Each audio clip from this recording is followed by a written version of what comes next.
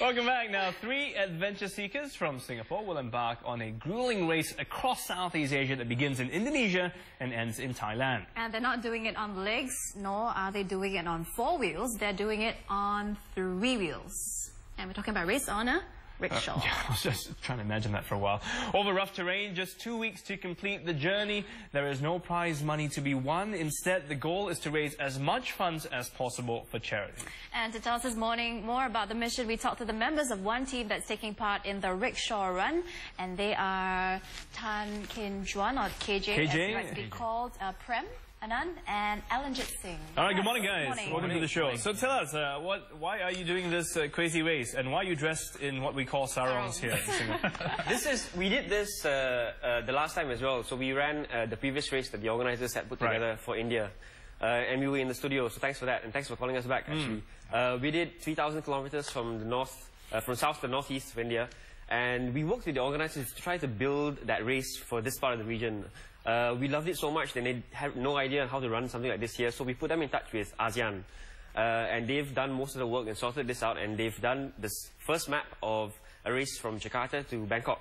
And we decided for this region, the most common thing across, besides, you know, food and something like that, is attire. And this works here as well. It worked in India. And I think it runs across Singapore, Malaysia, Thailand, and so you mean Indonesia. You're doing the race in sarong? Yeah, it's the most comfortable thing to wear. Yeah, it is very comfortable. Well, we won't ask you too much information about what else goes on. No. Right. Keep it on. Okay, so these rickshaws, are they the manual type of rickshaws or motorized? They actually are like the tuk-tuk variety that you find in Bangkok so they're quite pervasive across this region as well. It's a low-cost mode of transportation, and it's all over the place. So they decided to let us run these again. They worked with an organizer, I think the Bamboo company in Indonesia. They've donated a bunch of them. So will 3 of you each be in one, or do you each get your own? How's it work? All 3 of us will be in one rickshaw, and then we'll take turns to drive. I see. And what happens along the way? How does it work? How does the race work?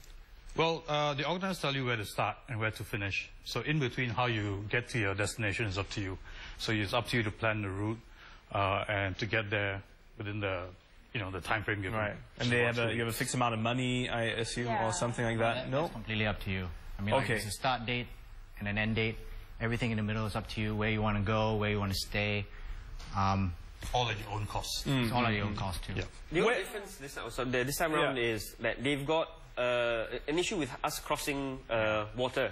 Right. So our previous race was completely on land, and this time round we've got the Sunda Strait between Java and Sumatra, and there's the Straits of Malacca. So at some point in time we have to get to a port just north of Medan and get our rickshaws onto a ship that will take us into Penang. So at that point it's, again, they haven't really worked out the details yet. This is the first time they're ever running this, so we might get stuck there. One way away from the race, so. I mean, this is what they call a pioneer run, because no one has ever done this before. This is the first time they're organizing the race in this part of the world. And the rule is only teams that have participated in previous runs with them are allowed to take part in this race. Okay. So how many teams this year? 30 teams. 30 teams. 30 international. And from different countries? Yes. What are some of the countries we're looking at? Yeah, but all of them have experience in previous races. Okay. Just because from the UK, Australia, Canada, New Zealand. This one is a riskier one. They haven't exactly done the route yet, so we are like the guinea pigs. Well, that's why they ask for guys who have been on the crazy ride before, you see. Otherwise... So from Singapore, are you guys the only team? I think there is one more team. There is one more team, Okay, is it usually guys? Any girls? I mean, represent? There have been girls on the race. No one that well, of course we meet many girls on the race, but this... Ooh, what are the perks, eh? We actually met two retirees, two middle-aged women on the last run in India. Yeah, we meet all sorts of people. But the thing is, do you actually meet the other teams? Because you kind of go your own route, so you may not even see anyone as you're going along. True. I mean, you do sometimes form alliances with so let's buddy up, and just in case you break down, I'll help you out, or we finish petrol and you'll be able to help us out. So things like that happen.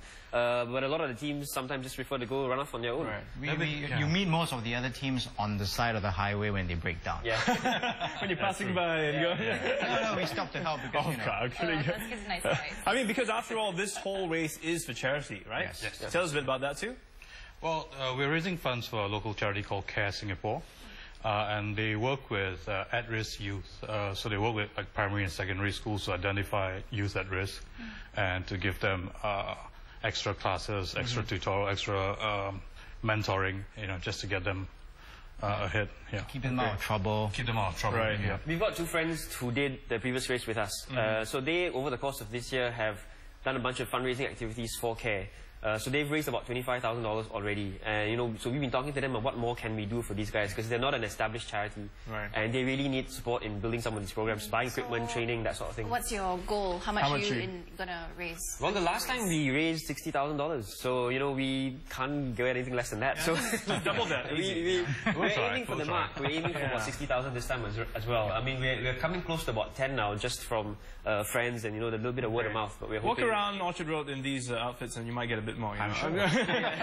The other teams taking part, are they all doing it for charities as well, or is there, you can kind of decide how you want to do this? And Well, every team has to raise a minimum of £1,000 for charity. Right.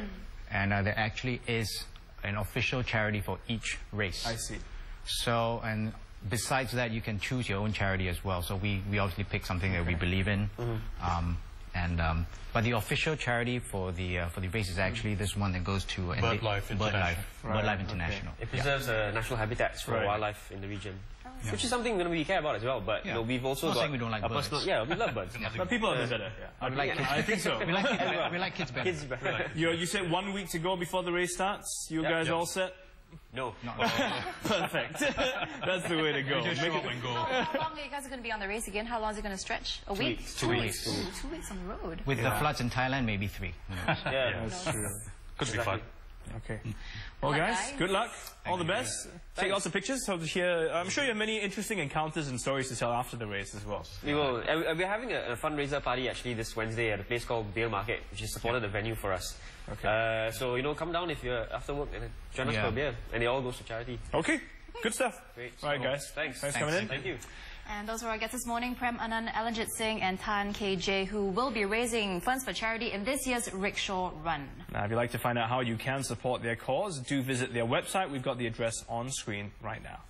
That is a wrap for AMLive today, the 10th of October. Join us again tomorrow morning when our Fight and Fit instructor shows you a simple stretch for your hamstring, your back and your spine. They always lie. It's never really that simple. And learn how to also beef up your cyber security measures from the experts. All that happening tomorrow on AMLive. Have yourself a good one. Bye-bye. See you on Tuesday.